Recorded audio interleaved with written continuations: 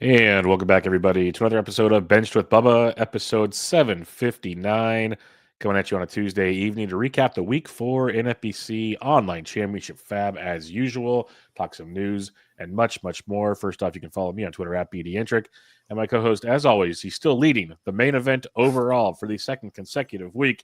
You can find him on Twitter at BreakingBen_T. Ben Tid, how we doing, my friend? I'm doing great, Bubba. I think that intro will hold a lot more weight if it was like August or something, but I appreciate the shout out. It was good to see my name on the email list again. I'm saving those emails, and we're talking. I'm saving Todd Whitestone's FTN main event recap articles that call me out in there too. So it's been cool to be at the top for a couple weeks now. Yeah, I plan on utilizing that intro every week as long as I can. So keep up the good work. No pressure. No, I know it's the only thing that matters, but it's pretty cool. Pretty cool to see. Everyone's rooting for you, as you know, and it's a long ways to go. But you have the statistical awareness to figure out how to navigate these fields. Is the way I'll say it, compared to me just throwing things at the wall and seeing what sticks type scenario. So yes, and we have a question about that too, I think. Yes, we do. It's early, so I can't wait to hear your answer on that one. It's like I shouldn't be thinking about this right now, but here we are. Yeah. We'll get to that question and a few more later on in the show. But let's get to it here. Talk a little bit of news, not nearly what it was. I was literally Ben's first text to me when he saw it.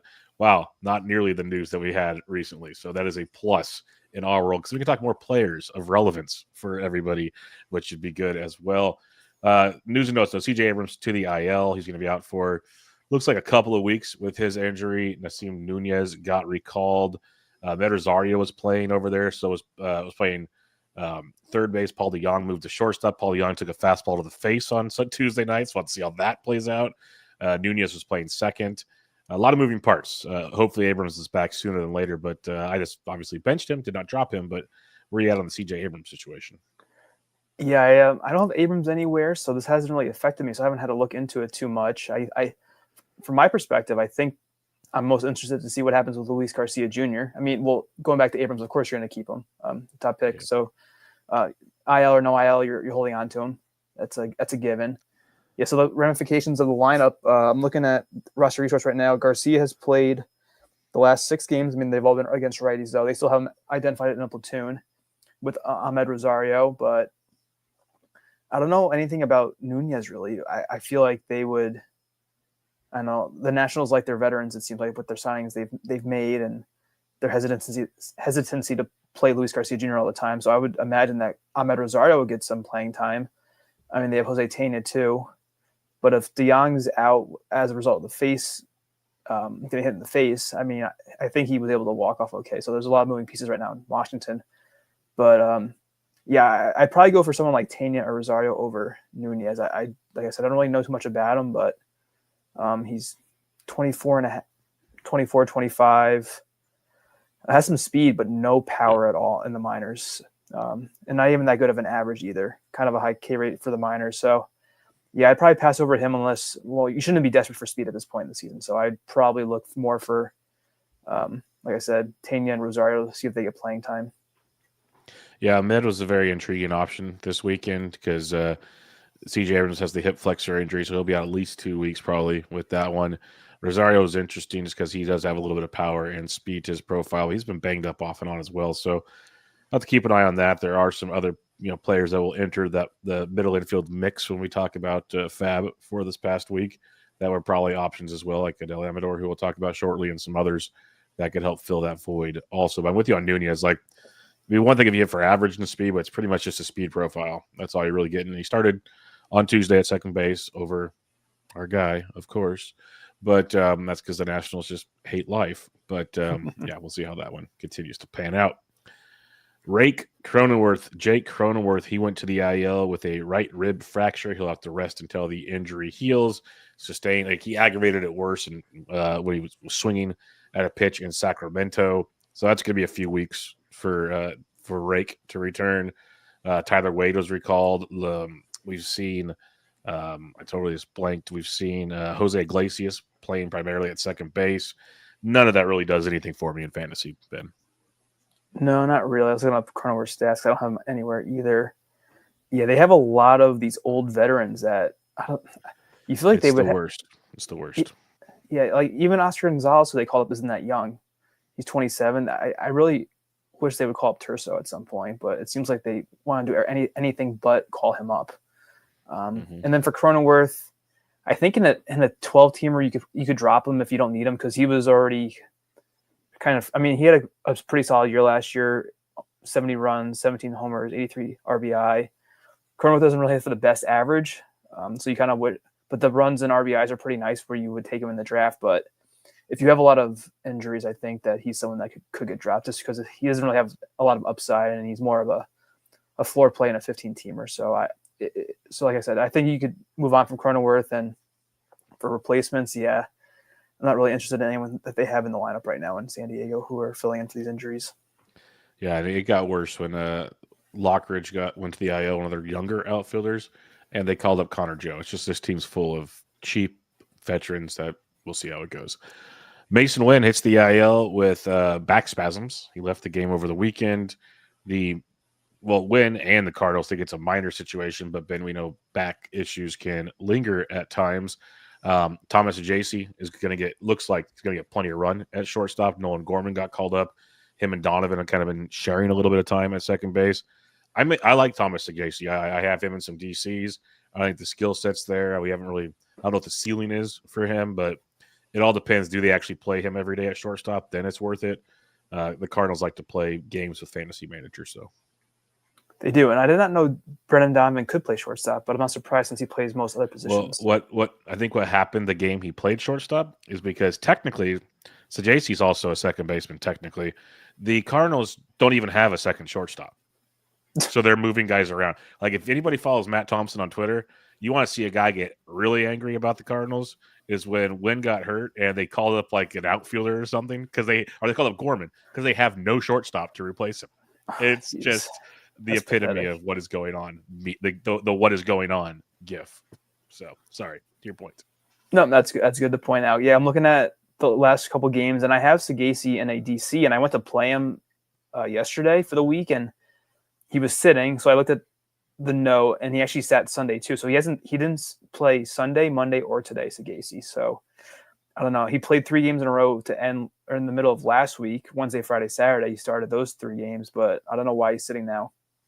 I mean, it kind of coincides with Gorman getting called up. So I guess that's really the reason why. And yeah, I mean, they're a mess too, the Cardinals. Yes. One of the best offenses in baseball, ironically. And Wilson Contreras had been doing nothing for the longest time. He just got going, thank goodness.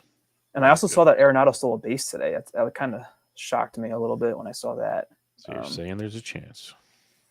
Yeah, well, and also, going back to Wynn, you hold on to him, I think, because I mean, he wasn't off to the best start, but we're both fans of Mason Wynn. You were definitely a little more at his cost than I was originally, but yeah, hopefully he'll steal eventually when he comes back and hit for a decent average. Yep, I'm with you. I'd hold as long as possible because back to my original point, the Cardinals don't have any other shortstops.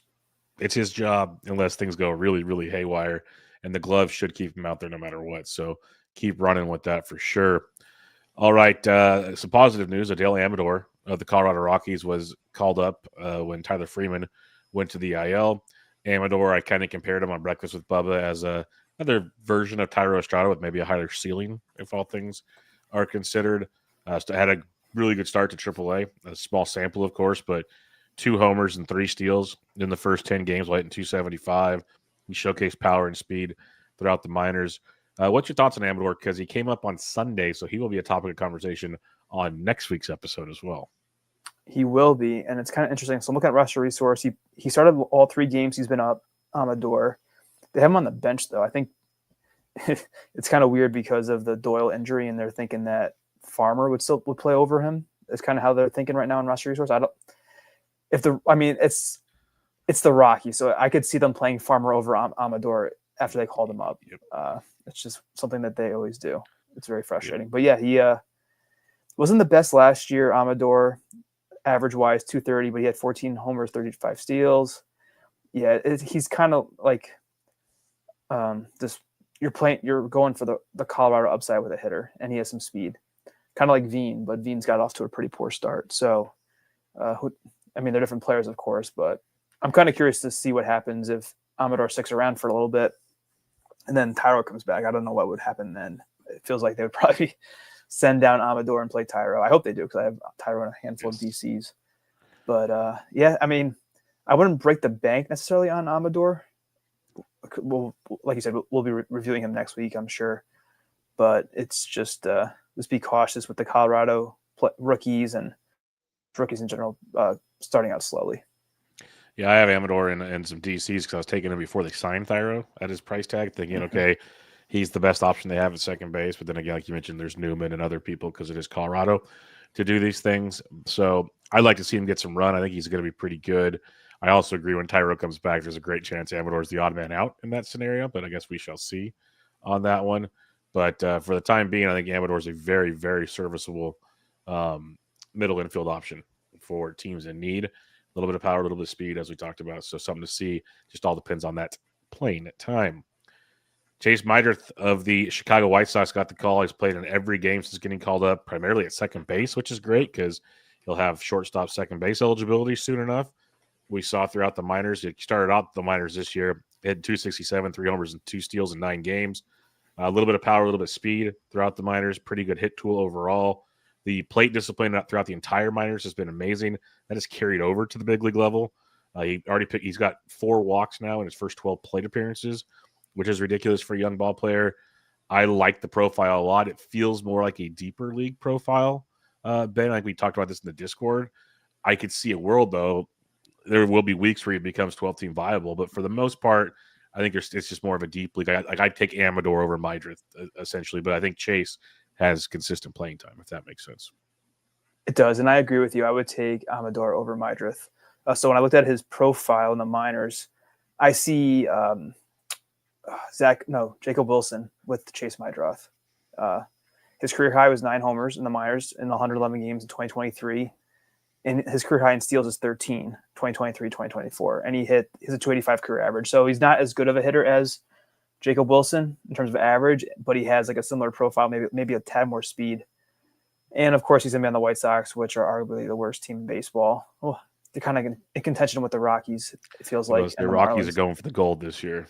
Yeah, it's the toilet bowl is really, there's a lot of interest in winning that this year between those 3 teams. Yeah, I mean, if you need shortstop help, or I'm not sure if he's second base eligible to Meidrith, but he will be shortly. I said he will be shortly. He's played I think 4 or 5 games at second base already. Okay, yeah. So I get it. Yeah, I agree with you. Go Amador over Meidrith. I do want to give a shout out to Mike Carter, who mentioned Meidrith in his White Sox preview episode that he came on to do with you, because he pointed Meidrith out to me in that episode because he was part of the crochet trade, and he was right. Who would have thought that Meidrith would be up before Colson Montgomery, but here we are. I'm glad you mentioned that, because that's something I think I mentioned on a Breakfast with Bubba recently or something, because it's the first thing I thought of too. I was thinking about it in the preseason where it looked like he should have made the team out of camp, but they gave it to Amaya, which was weird, and then it only lasted a couple weeks, obviously, and here we are. Chase is up, and I'm with you. Michael Carter nailed that one, and I know people might think, okay, you have 30 podcasts on 30 teams that are like 45 minutes to an hour long, but there are nuggets like that on almost every one where you're like, okay, I remember that, and that will come back at some point this season. So good on the good doctor for nailing that one as well.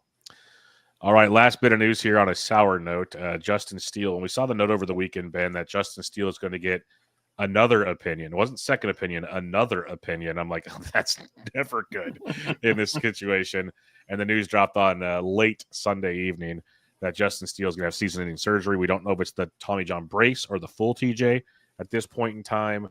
But this is one thing I was worried about, the way last season ended for Justin Steele, because I'm a huge Justin Steele fan, but I don't think I have any shares because of the way things ended, and the price tag was still pretty decent for Justin Steele during the drafts. So massive hit here. I guess the bigger answer is, what are we doing with this rotation? Like, it locks in Ben Brown. Colin Ray got the start for now. How are you assessing things here with the Cubbies? Yeah, I just pulled up Colin Ray's stats as you were talking, and he only went 3 2/3 in his first start against the Dodgers. I mean, he did pitch very well, only 1 run in those 3 2/3 innings, 5 base runners, 5 strikeouts. So he held his own versus them. and he has started in the past, Ray. So probably has to get stretched out a little bit more because he's been in the bullpen for the Cubs. Yeah, I guess he has some appeal in deeper leagues, Ray, but I don't know. Maybe we're going to see Cade Horton eventually or Jordan Wicks. I'm much more interested in either of those two guys to get called up for the Cubs. They're definitely the next men up if they need another starter for whatever. I mean, they also have Brad Keller too, but I doubt they're going to go to Brad Keller. He's awful. But yeah, so it definitely stinks. I have Steele on 1 DC, and I mean that's got to be one of the best starts you'll see pre elbow surgery. I think he went 7 scoreless with 8 strikeouts or something like that, ridiculously. So you never would have thought he was injured, but something was wrong. So yeah, it stinks. And like I said, Ray in 15s maybe has a little more weight. I wasn't too interested in going after him this past weekend. I don't know if he was available or not in the main events and my other 15, but this he was okay in Milwaukee, Ray, but I don't. Yep. He's nothing special, so I wouldn't get too excited about it. Yeah, Ray's probably the guy for now. I agree. Jordan Hicks would be one. I would like to see Cade Horton potentially as well. I think I go Hicks over Horton there for now. Again, that can change. One name to keep in mind is one of Ryan's favorites, Javier Assad, is working his way back from an injury as well. Oh, yeah, so he'll make it back. Yeah, he would, if he's healthy, he would obviously get his fair chance to pitch in that rotation. So the Cubbies going to Cubbies on this one, so be prepared. But to your point, I was thinking the same thing. Like Steele looked great in his last start, but then the report came out that he aggravated the injury like 3 innings before he was pulled and pitched through it. And I'm like, oh, that's always great. That's a good move. And that's like the 3rd or 4th guy this year we've heard pitch through stuff in the middle of a game. That just doesn't make any sense at all. Nope. All right, that ends our new segment of the week, about 45 minutes shorter than last week, so that is good. Let's get to the most added and dropped, or I guess added players in the NFBC Online Championships. Again, for those that are new to the show and this format, we talk OCs because it's 12-team format, and most people pay 10s and 12s. And we will talk about a good amount of the players that were taken here, giving our thoughts on both, and Ben also interweaving his 15-team knowledge because a lot of these players will already be gone in 15s, so he's been dealing with them already on the waiver wire. We'll kick it off with the number 1 most added player in 201 leagues, as high as 333, and this is why OCs are great, as low as $11. Not $1, but $11. So at least there was no dollar bids, but there wasn't many leagues where you'd see $11. And that's Zac Veen of the Colorado Rockies who got called up. Zac Veen coming off a monster spring where we saw him hit 270 with 2 homers, 13 runs, 11 RBIs, and 9 stolen bases. Last year, 11 homers, 21 steals at 258 between AA and AAA and high A. He was all over the place there. He hit 387 with a homer and a steal in his first 8 games at AAA before getting called up. And now it's been rough to start the season for Zac Veen. Where were you at on this Veen situation? Like, I put bids in for sure. I actually got him in a couple places because OCs are weird like that. It was like a main target, but I got it for like $47 or something. Like, okay, let's see what happens. But some people really, really wanted Zac Veen. So where were you at on Veen? I was interested in Veen. I had him in. I drafted him in the main event that I'm leading the overall in, so I didn't have to add him there. That was nice to get a free pass on that. I did go after him in the listener league, so we'll talk about that edition that I made. And it's definitely been a rough start, like you said. I think his first hit was a bunt. It was a bunt. I was watching that game. Yes, a bunt. Yeah, I mean, good for him to finally get that first knock. But so far, he has 9 Ks and 24 at bats with 2 walks. So he's looking at a 33% strikeout rate so far. And that was one of the issues with Veen in the minors. Looking at his minor league history, there was like in 2022, he had 132 strikeouts and 466 at bats. But I did notice in 2024 that Veen did cut down the strikeouts. He only had 67 and 233. So that's kind of more like 25% in that range if you include the walks. So it's he seems like he made some progress. It's just that it's been a little rough for him so far. And it is his first taste of the majors. He's only 23. He's in an awful situation in Colorado, at least team-wise. I mean, it's great to hit in Colorado, but I don't think he's really played at home that often yet, and it's cold still.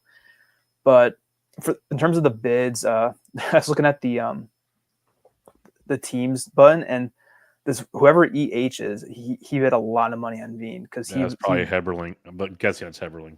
Yeah, that could be it. Yeah, there you go. He has, God, I don't know. It looks like 14 of the top 16 winning bids for Veen, but there's still a lot of healthy bids in the hundreds. So I was more in the hundreds range, maybe upper hundreds, depending on the desperation for speed. It's just it's tough with the rookies, and he's already struggled. We got to see him struggle for a week. I thought it would have suppressed the prices more, and it didn't really. But I don't know. It's tricky. We'll see. Like you said, if you wanted him, you had to go get him this week, and he has maybe a profile that can make it work, but it feels like one that's going to have to fail once or twice before it clicks type thing. Guess we'll see. But and it also comes down to, it's a great buy now if you can stash him and the Rockies actually let him work through it all season at the big league level, kind of like Jackson Chourio did last year. I am not comparing Zac Veen to Jackson Chourio, but I'm saying that idea of letting the young kid figure it out, and maybe you get a half a season of a guy that's playing pretty darn good by the end. But it could also be the Rockies. Oh, he's struggling. Let's bring Jordan Beck back up and send Veen to AAA, and then everyone's sitting here wondering what to do. And that just makes things so much fun. Adam Lee in the chat here says, I bought Veen for $72 first FAAB in the listener league. Kept him anyways. He was called up when Kowser went down first. Felt awesome. Now I don't know. You got him at a good price, especially in a 15er. I'll say that much. And I would just hold, and you did the right thing. Let's put it that way. All things considered. Yeah, that price wasn't bad at all. No, that price is totally fine. But yes, I was going to mention that it is Eric Heberling because I'm in his OC 19 with him, where he spent $293. Runner up was 58, and he dropped Miguel Amaya for him, who I will probably be looking to pick up this upcoming week. All righty, let me go back to the page because I hit the wrong button, and now we're in trouble here. Give me 1 second. Zac Veen, the second most added player this past week, was his teammate, Chase Dollander, picked up in 185 leagues, as high as 252, as low as $1. I am major person on the Chase Dollander team right now because didn't think I'd get him everywhere, but I nearly did, it feels like. So lots of Chase Dollander here. Big-time strikeout arm Ben. Obviously, pitching in Coors is less than ideal. But when you're looking at the pitching landscape already the way it is, I'll take a guy that I can use on the road for sure, and maybe in a handful of home starts right about now, and I'll feel pretty good. That was my mindset going into it. I'm like, I think this kid's skill set is that good. And we saw he pitched 118 innings last year, so you should be able to get 140 out of him this year. I'm like, I'll take my chances right now. Yeah, that makes sense. I wasn't as aggressive with him. I did get him in a main event, Dollander. It's just because of the Coors thing and the rookie pitcher. It was just I didn't want to go too aggressive with it, but you look at his minor league numbers. He had 169 strikeouts and 118 innings last year. That's a very good total for that many innings pitched. And then even in his first two starts, Dollander has had pretty good success. He had one road start, one home start. Yep. He has a 29.5% K rate, only a 6.8% walk rate. That amounts to a K- walk of 22.7. He's been a little lucky with a 94.6% left on base, but it's only 2 starts, small sample. The xERA isn't pretty. It's 5.81, but again, in small sample. And that it kind of ends there. Like the Sierra was pretty good, 2.99, xFIP 3.34. Swinging strike is only 11%. I think Coors could maybe suppress that a little bit by affecting how the ball moves. And he's gonna have to be very fastball heavy, Dollander, to pitch in Coors, and that's I think one of the reasons why he's kind of appealing as a Coors pitcher, because he has that good fastball, and it's the air is not going to really affect it too much in theory. But yeah, I'm fine with Dollander. It's just I like the 250. I mean, that's kind of an outlier. There was actually the other bids weren't really that high above 100. So I think people I think the Coors factor definitely reeled in the bids on Dollander in terms of the average and the median, but it could work out or it could not. It's your classic flyer for the rookie, and the Coors, it makes it a little more extreme than other rookies. And to be fair, we'll talk about our ad drops at the end, but where I did get Chase, people should know by now I don't spend a lot of money. So there might have been a couple that were high because, like, if you looked at my roster, I'm just getting depleted by pitching, and this is where we're at right about now. Otherwise, it was like, hey, I got him for like $38, or I got him for like $64, like stuff like that. I could live with those bids. Those are good prices. Yeah, and I just know this off the top of my head, but that's probably the where area I was in. Adam Lee says FAAB ads from the listener league. Zebby went for 87, Andrew Abbott for 56, Josh Smith 95. He lost Cronenworth, Cattell, Cowser, Steele, Lopez had to spin. Yeah, that's the world we're in right now. You got to kind of get heavy on the spinning thing. We'll just ask you this question now before later in the show. We'll get back to the players here. Frank says, what's worse, replacing Wynn with Will Wagner at MI or going bald? No disrespect to the Bubba that was there, but he was outbid on both McKinstry and Arias. And Arias is a guy I picked up, actually. Replacing Wynn with Will Wagner. How would you feel about that? Completely different profiles. So it's just at that point you're trying to get a warm body in there. How's Wagner? The third baseman in Toronto have been weird because I had Ernie Clement in a main event, and I didn't know if I should add him or drop him. It was kind of like I forget who it is, but it's like the gift where like he's indecisive between left and right, and that's how I was with dropping Clement because he would play like 3 out of 4, and then he'd sit for 3 out of 4, and then Wagner would be playing it. I don't know, it's tough to get a read on the situation there, and Wagner, he's not going to run. He doesn't have a lot of power. He's more of like a real life player. He's kind of like Spencer Horwitz almost, but I don't think as good of a hitter maybe. And so it's tough. It's kind of things that he missed out on McKinstry because at least McKinstry would get you steals in theory. Wagner should at least help you with the average. So it's maybe you're replacing half of what Wynn would provide, and assuming that you can handle the second base instead of shortstop because it is not a 1-for-1 positional switch in that case. Yeah, and sometimes you've got if it's a 15-team deep league or something, those are kind of where you're at in these situations. There's not much out there. You seem like you said, you've seen a warm body at certain points, and Wagner will be that for now. And that's all you can hope for. All right, the third most added player this past week in OCs, David Festa, picked up in 179 leagues, as high as 179, as low as $3. Yeah, somebody got Dollander for $1, by the way. That's just amazing stuff there. Festa, in his first outing with the Twins this past week, 4 2/3, 3 hits, 1 run, no earned, 1 walk, 4 Ks. So looked pretty good, all things considered, in that outing. Obviously, probably got away with a few things, but we saw the Festa profile last year. A lot to like with David Festa. The underlying metrics look really good with David Festa. I was definitely bidding on David Festa this week. I don't think I got many shares. I think I got more Dollander for sure. Yeah, I bid on him as well. This wasn't as aggressive because I was just trying to, I don't know, like not go crazy because who knows how long he'll be up. Everyone's loving Zebby instead, and I mean, Festa was a pretty big ad last season, and it's just funny how people like kind of toss Festa aside and all they want is Zebby now. But Festa's first start was pretty promising against the Tigers, 4 Ks, 1 walk, and he almost qualified to get the win. I don't know if they actually won the game or not, but 4 2/3 is frustrating. But it is his first start of the season, and yeah, I like Festa. I think. Let me pull up the Twins team. It's just a matter of how long do we think he's going to stick around, assuming he pitches well. So I think Pablo should be back next week if everything goes well with his hamstring recovery. I guess it depends on who's the worst out of Festa, Paddock, and Woods Richardson at that point. So it could just be like a week or two that you're getting Festa. It probably will be more. I hope they don't keep Paddock in the rotation over him. But you never know. We're learning that teams are very stupid with a lot of the moves they make, and the Twins are frustrating with their player decisions anyway. Look at how Johan Duran is used. So I wouldn't put it past them to send Festa down when Pablo comes back.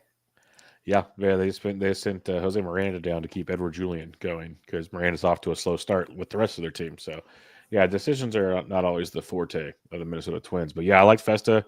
I was all about it, but to your point, I'm worried about how long does he stick situation. This one melts my heart. The fourth most added player this week is Dirk Dingler himself, Dillon Dingler, picked up in 157 leagues, as high as $112 for a catcher. My Lanta, as low as $1, which is totally fitting for the catcher 2 position. Dingler's been awesome since he got called up and is getting full playing time with Jake Rogers out. He's hitting .325.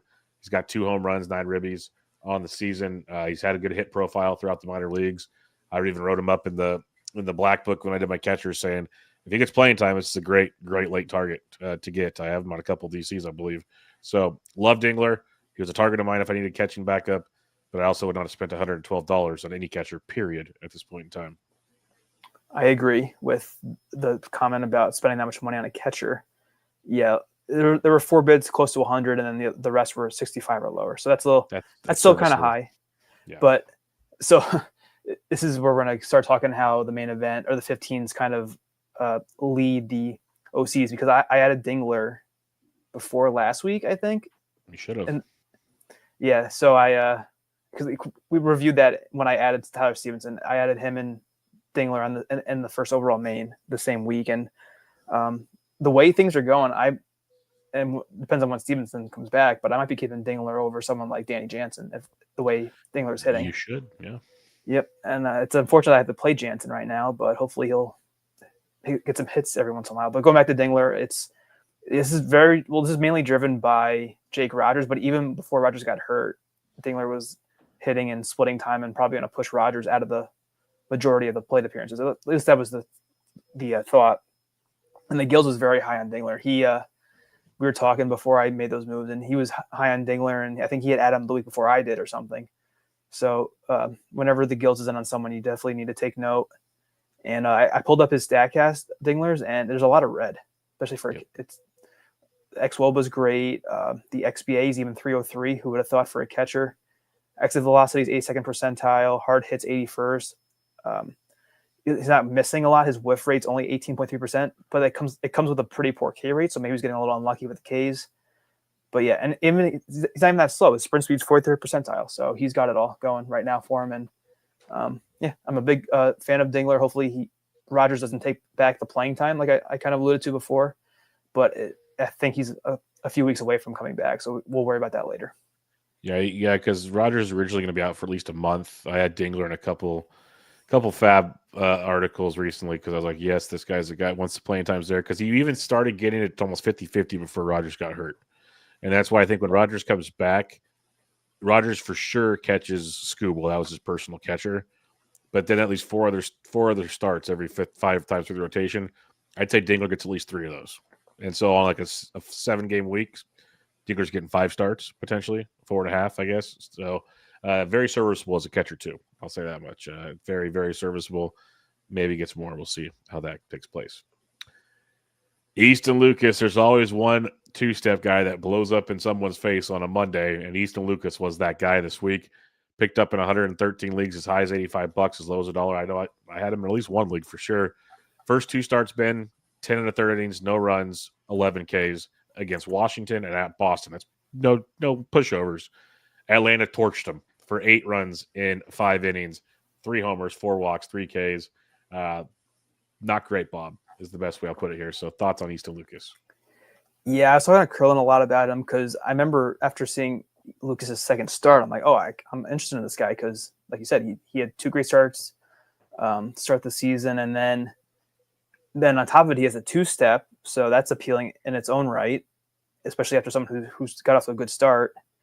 And then I think I mentioned in the Discord that, well, we've heard otherwise since then, but it seems like Scherzer was in line to come back next week, but because of the thumb not healing, I doubt that's going to happen. Yeah. But going back to the performance now with Lucas, I lowered my bids this past Sunday on Lucas for a couple of reasons. The first is that I looked up his minor league stats. So in the last 4 seasons, he only had 4 starts. He had 4 last year, so he's been a reliever. And then on top of that, he had a walk problem.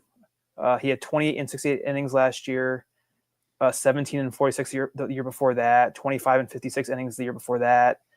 So he doesn't have a history of being a starter. He's had a walk problem, and I think he's 28 on top of that. So he's he's an old rookie.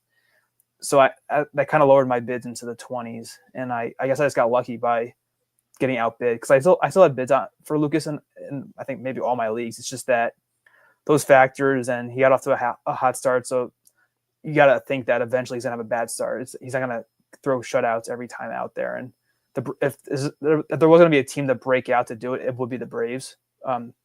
Just how cold they've been, they're kind of due to break out, and it was a rough one for Lucas. So I'm sure he'll probably be one of the more dropped players this upcoming weekend, if I had to imagine. Most definitely. He'll be a very popular drop, and maybe it's one of those where you sit back and go, maybe not. Maybe hold on and see where it goes. But yeah, I'd probably drop him as well. But all things, we'll see how start 2 goes. Let's put it that way. Because let's start 1 of the 2-step, not great at all. Wilmer Flores, I think he's owned everywhere now, folks. Picked up in 112 leagues, as high as $111, as low as $1. It's basically like people are like, no, this can't be real. And then he just keeps doing it. And eventually it's not going to be real because it is Wilmer Flores. But for now, ride it out, man. Hitting 242, 6 homers, picked up his first steal of the season on Thursday night. I think he's tied for the league leader towards the top now with 21 RBIs, with his towards the top of the leading 6 home runs as well. Like, it's insane what Wilmer Flores is doing. I wanted him cut from the team in spring training, so there you go. This is why I play fantasy, not real life baseball, apparently. What are your thoughts on this one? Because I even put bids in on Wilmer this week for just needs, basically. Yeah, I just think the bids are they're too expensive. Even looking at going into, especially in an OC. I mean, you think Flores can really be a difference maker the rest of the year? Probably not. No. You just missed out on the best stretch of his season, most likely. And granted, he did have 23 homers. I just had it up. He had 23 homers in 2023 and only 405 at bats, Flores. But I mean, I could see him getting the 20 this year if he plays all the time, because he missed last year with injury, and the Giants do like him for whatever reason. It's just that I don't know. There's no ceiling really, and I mean, I even had Flores in the listener league at one point, but I dropped him for Matt Mervis. I think there's a lot more upside with Mervis than Flores, and it's also kind of been annoying because at this point in the year, generally you're kind of healthy, all things considered. In my DCs, I have Flores on a couple, and I missed out on like all the production because I wasn't playing. I'm like, why would I play Wilmer Flores at this point in the season if I don't need to? But it's a different story. So yeah, I think it's definitely a little bit of an overbid with those higher bids. I think he's more of like a 20 and lower dollar player, especially in 12 teamers. It's just, people just think that he's going to be a great player now, but I doubt that's going to be the case. Yeah, I'm with you. That's my thing. Is like I put bids in because I'm like, okay, yeah, he could be serviceable, but there was zero chance I was putting large numbers in play for Wilmer Flores at this point in time. And if I'm wrong, I will thoroughly enjoy it as a Giants fan, but there was no chance I was doing that for my FAAB leagues. All right, Edward Cabrera came off the IL this past week. Looked pretty good in his first start back with the Marlins. Cabrera went 5 2/3, 2 earned runs, 3 walks, 5 Ks. I just call that the Edward Cabrera way. All things considered, some walks, some strikeouts, didn't get shelled. You call that a win in most columns. Cabrera's picked up in 102 leagues, as high as $83, as low as $1. This week he gets the Arizona Diamondbacks. Next week he gets the Cincinnati Reds, both at home in Miami, if that helps at all. What were your thoughts on the Edward Cabrera excitement in the FAAB world? This is one that I missed. I don't know if he was available in the main events, but I've never been an Edward Cabrera guy anyway, just because of the walks.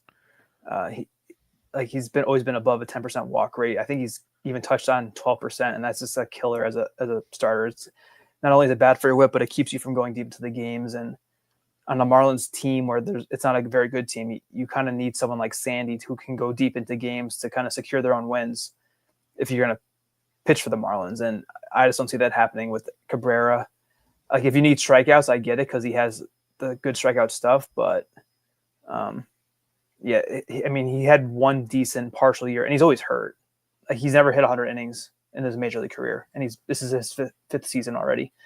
So it's just, I kind of want to go back and see if I could have added Cabrera. There's a good chance that he was just drafted and held on to in the main events. But yeah, even if he was available, I wouldn't have been too interested in adding him. Yeah, just looking at main event, Cabrera was added in 34 leagues, as high as 105, as low as 16 for Mr. Miguel Cabrera. Yeah. So a few leagues, but most leagues he was probably held, to your point. It's like half of them. Yeah. Jorge Polanco this one is weird to me. Picked up in 97 leagues, as high as 101, as low as $1. Like, I think I've had to talk about him on almost every Breakfast with Bubba because he's getting hurt or limited in his role or this or that or the other. So when it comes to a 12-team league, not like in fantasy in general, but nonetheless a 12-team league, I really have no desire to roster Jorge Polanco. And prove me wrong, that's fine. Tell me your thoughts, Ben. Maybe I'm missing something, but at least in a 12, there's no viability to me. Yeah, I guess in the 12, people are seeing he's at a homer every week. with a decent average to go with it. He's in 378. So it's kind of like the same story with Wilmer Flores. But I think Polanco, well, looking at the last 3 years, he's kind of been pretty crappy. Like he had that 33-11 year in 2021, and he's been around 15 homers and 4 steals over the last 3 years. It's pretty close how similar his years have been since 2022 up to 2024. Yeah, with Polanco, I mean, he's hitting second. I just pulled up the roster resource lineup tracker, so that's appealing. I don't know why he's a switch hitter. He's platooning versus lefties, though, because he has the last 2 times versus a lefty. Polanco didn't start. Doesn't really make a lot of sense to me. So I do get where you're coming from with, especially in an OC, it doesn't really make a lot of sense. It makes a ton more sense in a main event if you're having someone batting second and who has a history of being relatively productive. But yeah, he'll probably drop pretty quickly as well. Polanco, like we said with Lucas, and probably even Flores too at some point. Yeah, I was surprised when I saw that one with Polanco, because the other part is like the most recent thing I had to report was his side and his knee are still so banged up, he can't play in the field, so he has to DH only for at least the next 2 to 3 weeks. Yeah, so it's like that kind of injury concern. Like he's literally one swing away from back to the IL, and I'm like, I'm not paying $100-something back. That's another good point too. It's one thing this to have him with them when you're bidding a decent amount of FAAB. It's like, yeah, he's injury prone at this point, so it's risky. And then we have this guy who I was a big fan of. I think most people should have been already pretty much gone in most main events. But Pavin Smith picked up in 97 leagues, as high as $40, as low as $1. Diamondbacks had 6 games this week, 6 righties. Next week looks like it's 5 righties in 6 games. This is the Pavin Smith formula. Dude entered Tuesday evening, hitting 361 with a home run and 8 runs scored so far.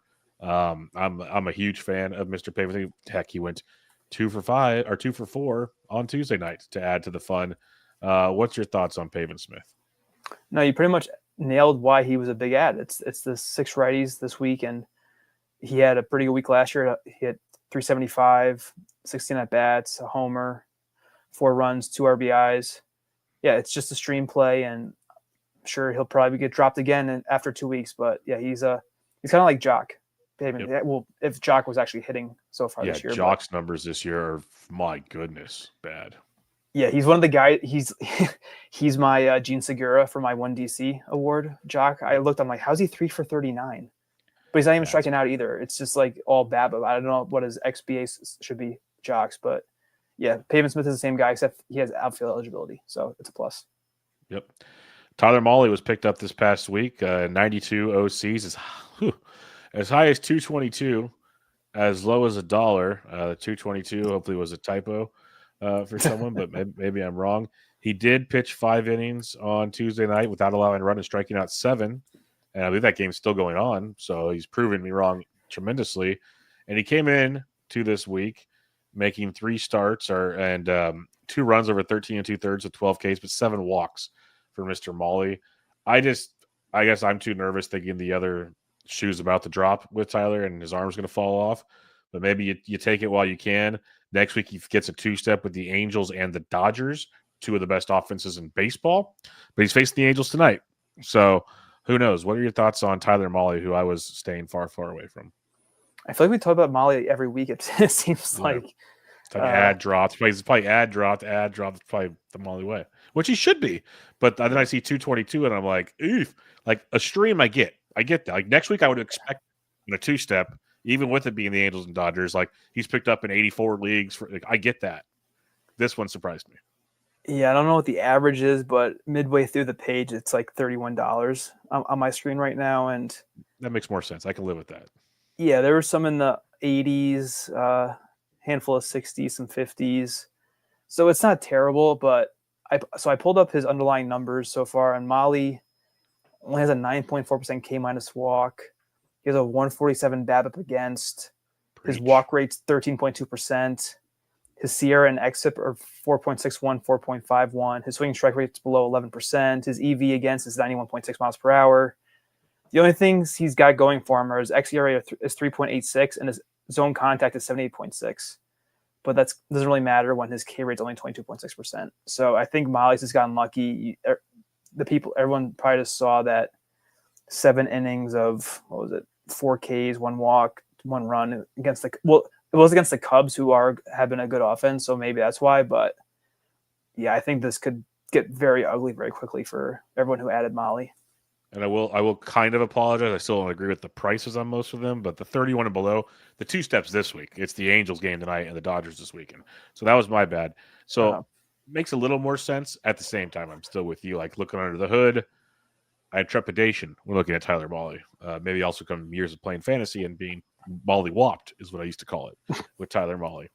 So just be prepared for that one. But good start on Tuesday so far. So eggs on my face for now. Shane Smith, the Chicago White Sox, picked up in 92 leagues as high as $100, as low as $1. Smith has made 3 starts this year, 5 2/3 or more innings in all 3 starts, 2 earned runs or less. Not a massive strikeout guy, though. That's been a big deterrent when it comes to Shane Smith, and a big deterrent for me in trying to roster guys. He is at Boston this week. He just got done facing Boston this past week. Looked serviceable. Where were you at on Shane Smith? I have Shane Smith in one of my main events. I haven't played him at all yet this year. It's kind of been like a wait and see. I heard about him late in spring training, and I took a stab as a flyer, and he's kind of the same way as Molly, honestly. So good numbers on the surface. Smith's ERA year to date is 2.04. His WHIP's 0.91, and I think that's why he got added in so many spots. Pitchers are dropping, and I mean, I'm sure even in 12, it's kind of hard to find some relatively reliable arms. The big thing I see is he has 12 Ks and 7 walks and 17 2/3 for Smith. That's not a good ratio. That amounts to an even lower than Molly's K minus walk. So Smith's is 7.4. His K minus walk. That's not good at all. Not going to do it. Same thing, BABIP 188. So it's going to hurt when it hits for Shane Smith. And I can see it being this Red Sox start. They just saw him, and now they have to face him again. And is it in Boston this time? Or yes, it is. It could be an ugly start if you added and started Shane Smith this week. But I like the potential. He did have good minor league numbers. I remember looking him up before I drafted him in the main event. So there's some potential for down the line, but right now he's definitely getting lucky. He has to get some more whiffs before I feel comfortable playing him. And he's on my bench, so I'm going to wait and see what happens. It could get ugly, though. And I'll give you that much. Like on a 15, he's definitely a bench guy to see if he figures it out. In a 12, he brings really nothing to your team. Like absolutely nothing to your 12 team. Like so I'd rather honestly have Tyler Molly's 2-step this week than see what Shane Smith can do against Boston, if that makes any sense. So yep. It's just there's different types of skill sets you're looking for, and Shane Smith is not a skill set in 12-team leagues. Like Andrew Heaney, for instance, picked up in 83 leagues, as high as $81, as low as $1. I was very interested in this week. I was very interested in him last year. Soderstrom was in his second dong of the game. My God, that was Let's go. That was an absolute shot. Good Lord. He's got 2 3-run homers. That's pretty good too. No, really? Let's go. He's on my number 1 team. Let's go. There you go. Main event. You can't go past 1, but Ben's trying to right now. Get that gap between me and second, whoever's in second. Brinkman, I think. There you go. But Heaney, I'm a fan of. Like he's thrown 3 starts this year. He's 18 innings, 6 earned runs, 18 Ks. Gave up 4 runs in his last start against Cincinnati. It was 1 bad pitch to Ellie for a grand slam. Otherwise, he 2 walks, 6 Ks. He had 10 Ks against the Yankees. When you look at Andrew Heaney, he was very serviceable last year before he kind of got banged up a little bit and never bounced back. This week, Andrew Heaney faces the Washington Nationals. A lefty versus the Nats, I'd take over a righty versus the Nats right now. And then he gets the Angels next week, who you never know. The Angels are hitting pretty well, but I think he at least has the strikeout upside to be quite serviceable, even as a streamer in an OC. So I was much more interested in trying to sneak a cheaper Heaney across the finish line this past week. I just don't get why Shane Smith, Molly, Edward Cabrera, and Easton Lucas have had higher max bids than Andrew Heaney. I'm with you. It doesn't make any. Because Heaney has the best numbers out of all of them. His K minus walk is 20% on the nose. His Sierra is 3.23. Heaney's xFIP is 3.40. One bad thing is his swing strike is only 9.7%, and I think I heard that he's not throwing very hard, only like 90 miles per hour, which I always thought Heaney had a little more threw a little harder than that. But maybe he is getting older now. But he's not throwing a lot of balls. 34% ball rate, xERA of 2.79. His exit velocity against is only 86.6 miles per hour. So a lot of good numbers for Heaney. And yeah, so I added him in a main event, I think, like you said, last week. So I've been in on Heaney. It's just I feel like he's kind of like Jordan Hicks, where you kind of use him till you lose him, and then move on to the next guy. Yep, I just like, even with Hicks, I like that comp because the ceiling is huge for these guys. We also know they can blow up, but at least the ceilings could give you a huge fantasy return where a lot of these other guys we talked about don't have that. So I'm with you on that as well. A couple more here before we talk about our moves from this past week. Josh H. Smith of the Texas Rangers picked up in 78 leagues as high as $65, as low as $1. Plays all over the field. Supposed to play a lot of outfield now with Langford out. Given what the latest news on Tuesday, Wyatt Langford could be back this weekend.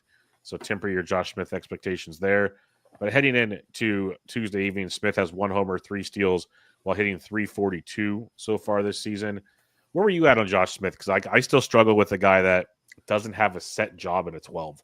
That's tough for me to really kind of plug in, knowing like in all formats, yeah, bats are important, but a 12, like you really got to maximize things, it feels like to me.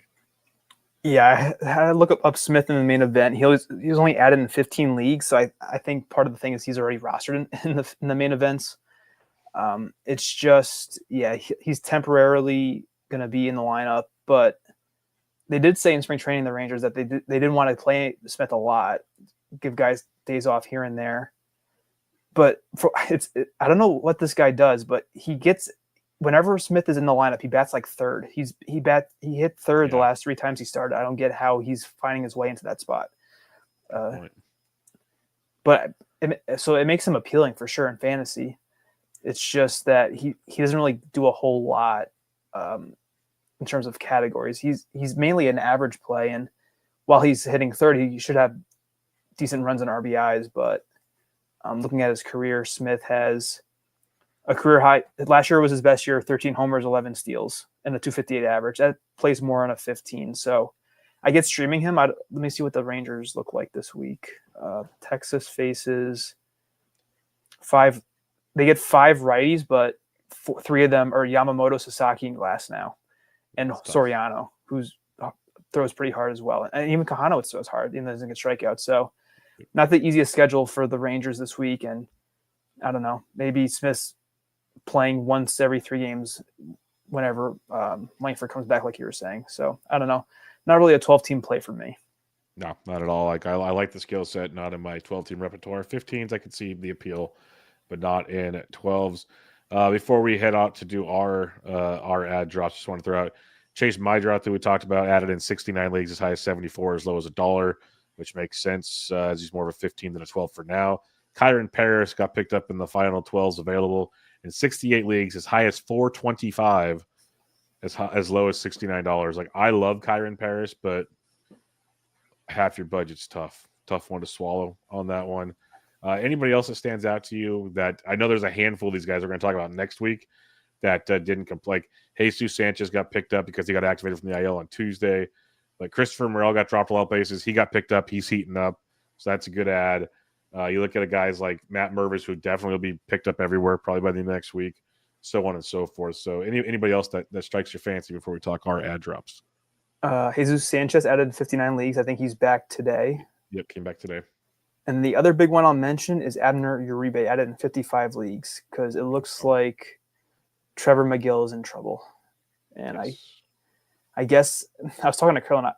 Who knows who they would pick as a replacement for McGill anyway in Milwaukee? But I think Greg Jewett had said that on a reliever recon and Closer Monkey, they thought it would be Piamps. I thought it may have been Mears. I had a bid for Mears on one of my teams, and then when he pitched the 6th, I said, okay, well, let me switch it to Piamps, and now here Uribe is getting added. So who knows? They had Uribe get a save early last year. I remember because I had him in a DC, and then I think he got sent back down. So I don't know how likely it would be that it would be Uribe, but there's something to watch if you have McGill or if you need saves. Oh, good call. Very good call. Even the reports today said McGill is available out of the bullpen. He's been available the last 3 nights, and they haven't used him. So, yeah, something to definitely keep an eye on as things are messy in that one. All right, Ben, let's get to it. Let's talk about our ad drops from the week. So let's hear what the number 1 overall player in the main event did this past week.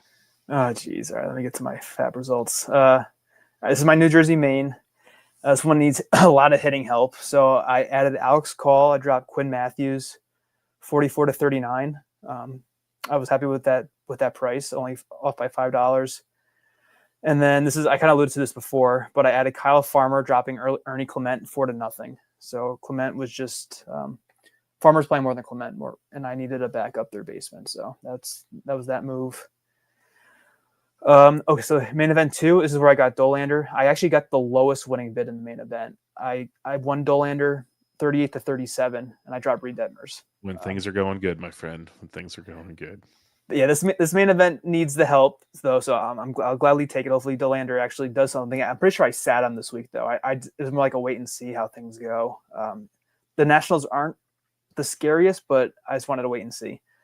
And then here I also I added Trey Sweeney, and I dropped Oakland. Well, I can't say Oakland. Athletic Max Muncy 6-0. So 2 moves there. And now main event 3, the one that's leading the overall, I added. It's getting a little shaky here, but a couple injuries. So I added Ben Lively. I dropped Will Wagner 18-15. So a good bid, only off by 3. I am starting Lively versus the Pirates. Hopefully I don't regret that. That was the only move I made there. So fingers crossed it doesn't kill me. And then in the Bubba and the Bloom Listener League, this is the one I said I spent like Jack Sparrow. So I added Kyron Paris. He was available. I dropped Heston Kjerstad 174-115. I like it. Then I added Zac Veen. I dropped Cameron Meisner, who it hurt because he got 2 homers after I dropped him. 122-105. So didn't overspend a lot there. And then this one kind of shocked me, and I think some others when I posted my ads. I got Matt Mervis. I dropped Wilmer Flores.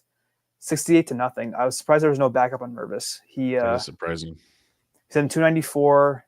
Is striking out a lot, but he's got 5 homers already. I think he had homers in 3 consecutive games. He had a 2-homer game like a week before that. So could be breaking out, and he's going to get first base eligibility soon. And I kind of said with the Flores analysis, I don't think Flores is going to be this good of a hitter moving forward. So I figured take the chance on the bounce back prospect and see what happens. So, and those are my 3 moves in the Listener League. I'm down to like $500 and something, but it's all right. I got 3 upside hitters, and see what happens. That's the kind of guys to make the moves for. I agree with you on Mervis too. I thought in 15s he'd be a very popular move. Just looking at main events, he was added in 34 main events this past week, as high as 91, as low as 2. I think Mervis is a very, very popular pick, and I like him long term this season over Wilmer for sure. So I think that's the move you just make and roll with it. It might take a few weeks to even out or surpass, but I'm with you. You got to jump now, because if you wait too long, you won't get him, or it'll cost a lot more. So I agree with you as well. All right, for me, one of my OCs, I got Chase Dollander, drop Tomoyuki Sugano 44-33. Again, see, not breaking the bank. This is the one EH got Veen for 293 with a runner-up of 58 in this one. So he's got that going for him. Festa went for 115 in this one as well. Then this is what happens. I was actually having fun on Sunday, missed the night game where the injury occurred, got Carson Kelly, dropped Jose Trevino because Trevino hasn't been as good, 6-0, so that one might sting. And then Gavin Lux decided he wanted to hit the ball on Tuesday, so we'll see how that goes. But went and got Kyle Stowers. I needed an outfielder because I lost 2 outfielders to the IL this week, so that's part of the reason why Lux was expendable. Because I thought he'd get outfield eligibility, but that's on hold now with Hayes back. But I got Kyle Stowers, dropped Gavin Lux 2-0. Lux can go back and forth in 12s is the way I looked at it when I made that move. The beat Bubba OC got Chase Dollander here. I need pitching badly, so I upped the bids a bit.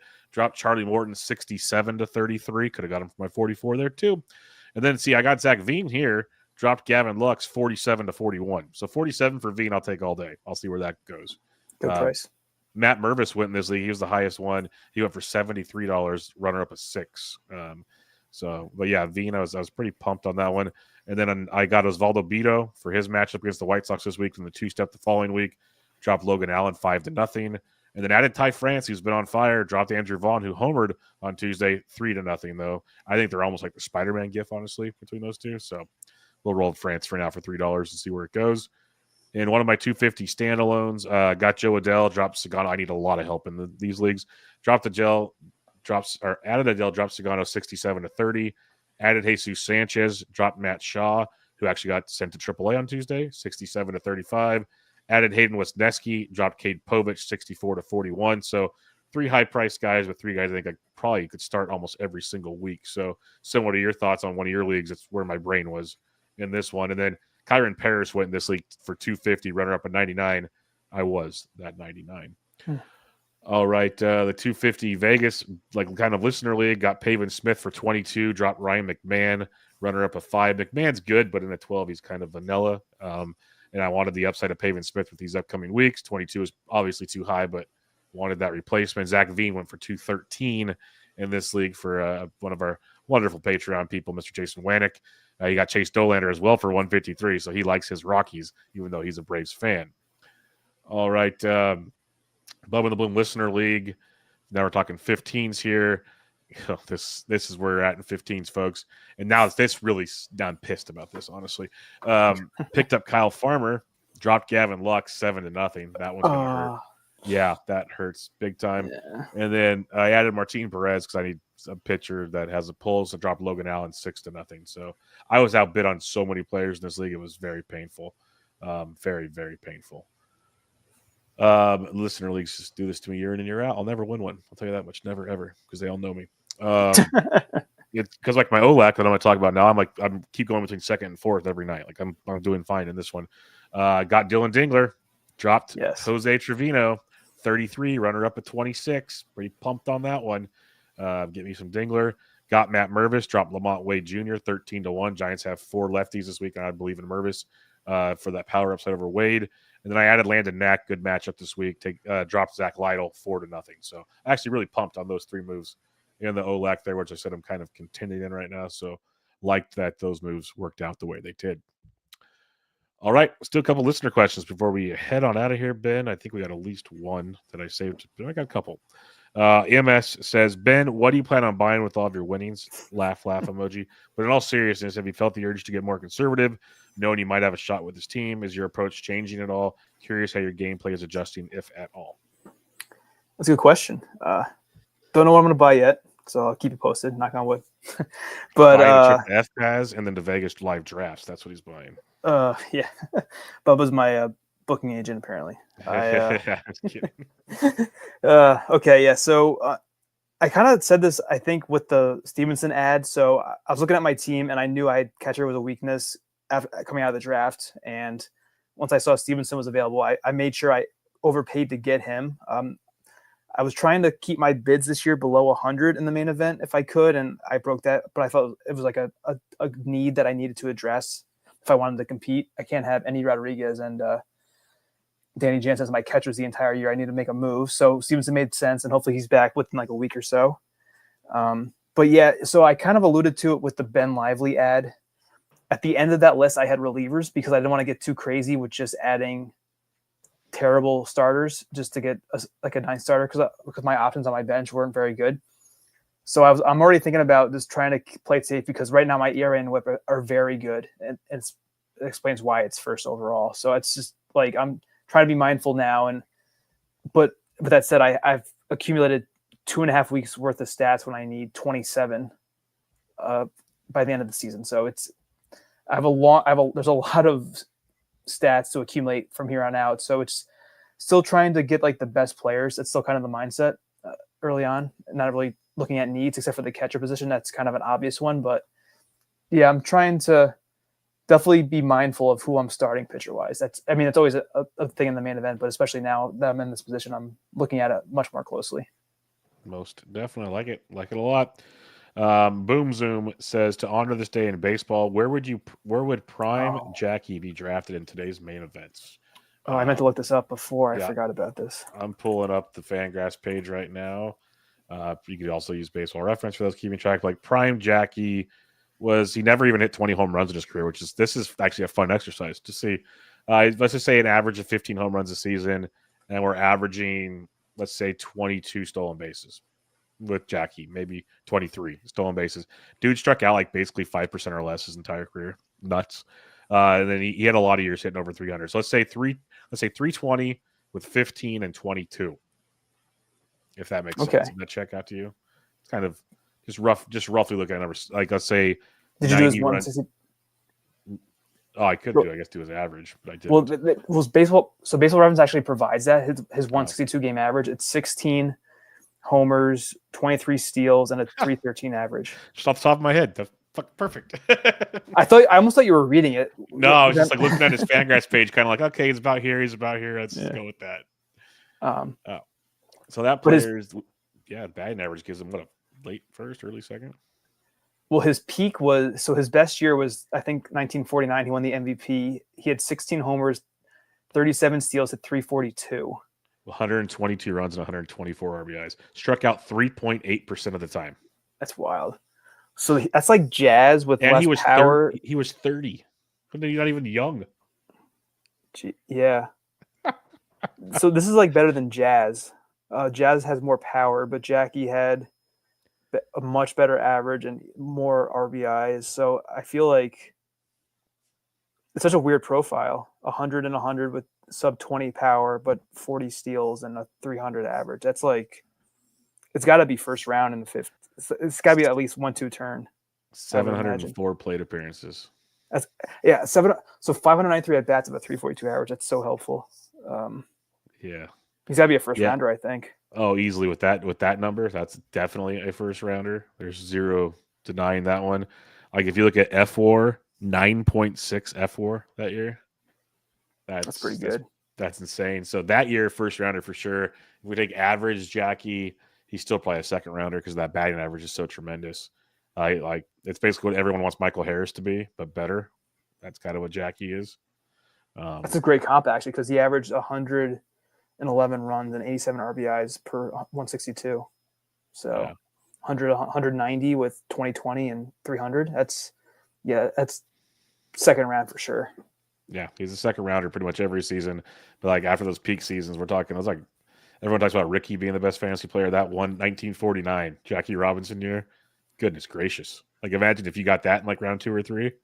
You're printing that year. Printing, unless you really screwed something up. So, that's pretty wild stuff on that. It's a good question, Boom Zoom. I like that. That was a good one. Again, to honor Jackie is a great call as well. All right, my friend. We'll wrap it up there. Another episode in the books. Any final thoughts as we're strong into our – we got a question. One last one. Frank got it in under the buzzer here. Drop Andrew Vaughn, Gavin Sheets, or Ryan McMahon for Matt Mervis. I will drop Gavin Sheets. Correct. Yes. I agree. Cool. All right. Any final thoughts? We'll wrap it up here as we are on almost midway through week 4, and that means we still have like 23 more weeks of FAAB. I mean, it's only April 15th. We have so long to go. Yes, we do. Yes, we do. Yeah, I mean, well, the Yankees pulled out the win, so that's nice. I had it on over on the side here, but just look for the best players available still. Just be patient and don't worry about standings too much. I love that. Like when you mentioned that, it stuck out because that's kind of like with some of my FAAB moves I made this week. It was kind of that was my thought process. Like I said, in that one league, I spent $60-something on 3 guys. I'm like, these are 3 guys I could pretty much see playing every week. Like I need to get these guys. Like so, sometimes you just got to go get them and piece it together later. The Gavin Lux drops, they haunted me while I was doing them. They haunt me even more now. So we'll see how much that cost me in the end to get them back or just get burned one way or another. But we'll keep doing it here, and we'll be transparent as hell, telling you how we did week in and week out. And we'll keep rooting for our good buddy here, Ben Tidd, to keep doing his thing. And hopefully, like the good part I've mentioned a few times, and I know I'll say probably too many times, is Ben at least has the experience. He's been in the top 10 for a couple times. Well, he finished 3rd one year and was in the top 10 late in another year. So he's been here, done that as well. So we'll see how it goes this time around. 3rd time's the charm, they say, Ben. But hey, I hopefully that's right this time. All right, I'm hoping for your sake too. I'm rooting for you. We all are. So we'll keep bringing it to you guys each and every week and recapping FAAB and much more. So if you have questions, FAAB related, non-FAAB related, keep them coming. We'll have some fun for you there. But for now, check out Ben on Twitter at BreakingBen_T. I'm at BD Intric, and this was Bench with Bubba, episode 759. Catch y'all next time.